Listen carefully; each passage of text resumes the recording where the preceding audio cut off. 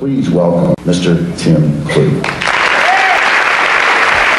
know, I don't know if anybody's in debt tonight, but if you are, I'm going to tell you right now not to worry about it, because I used to worry about it and it doesn't help at all. I used to be in a little bit of debt and it bothered me a lot. Now I'm in a lot of debt, it just bothers me a little. And I know why. It's because I figured it out. I finally hit the number. And you know what's key about the number is that you don't even know what the number is until you hit it. And then one day you're home, you're just kind of looking through the bills, the Discover, the MasterCard, the Visa, and all of a sudden it hits you. Wow. I can never pay this off.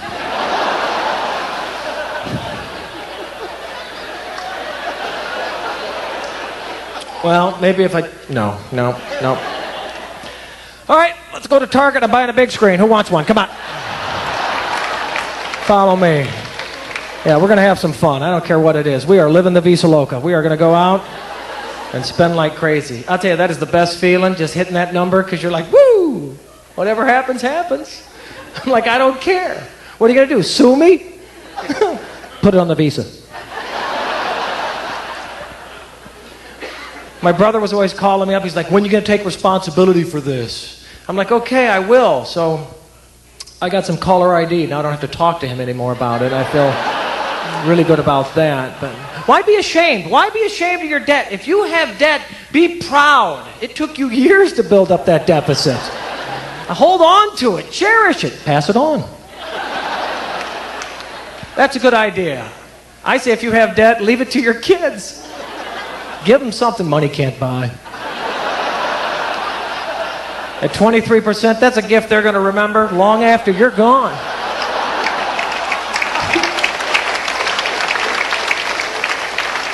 Think about it. Think about it. How many times have you hear about large inheritances just ripping families apart? I say leave them your debt, give them a little project, bring them together to work on.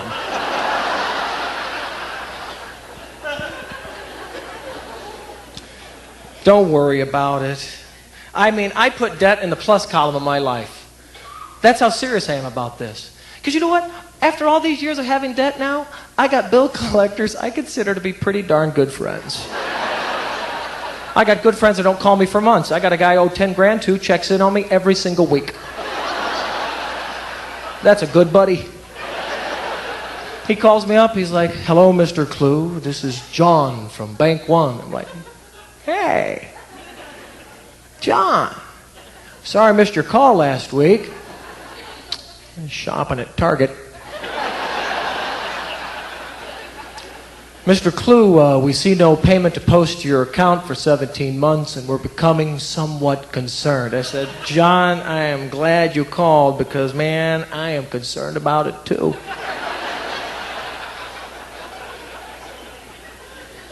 He says, well, Mr. Clue, what would you suggest then that we should do about this? I said, John, I got to tell you,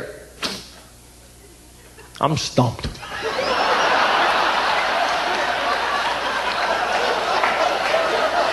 I'm broke too, so if you got some ideas, I'll work with you. He says, well, Mr. Clue, we're hoping you might want to pay just a little bit of this off. I said, John, how long have you and I known each other? I think you know that's just not going to happen. You got to think outside the box on this one a little, John. You know, whatever. How about we put it on your Visa, because mine's maxed out. I like that guy. He can call anytime he wants. The other guy I don't care for. It's the other type of debt collector. It's the guy that seems to care just way too much. Hello, Mr. Clue. This is Jim from Bank One Visa. How are we doing today? I'm like, Jim, I'm fine, but gosh, it sounds like you need to go potty.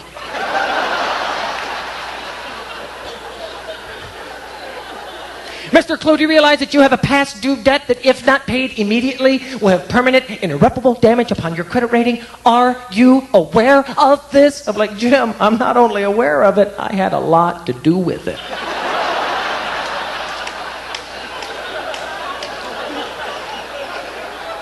Well, what then do you suggest that we should do about this? I said, Jim, I'm going to suggest what I've been doing all along. You should think about it too. Let it go. You got to forgive yourself and move on because it's not your fault. He says, Mr. Clue, do you understand? Do you understand? Do you understand that your debt is not our responsibility? I said, Jim, let me tell you what I understand. I understand that like a year ago, I got a card in the mail that I never asked for in the first place. In fact, from what I know, your company gave me your seal of approval. I never asked for your approval, but you gave it to me anyway. Now I've made some impulse buys that perhaps got us in a little bit of a pickle. But it's our pickle, and I think we can work our way out. But Jim, I want you to take the right attitude about this. I want you to think about the good things that you've helped me buy over the years. Because I got crap in this house I could have never afforded without the help of your company.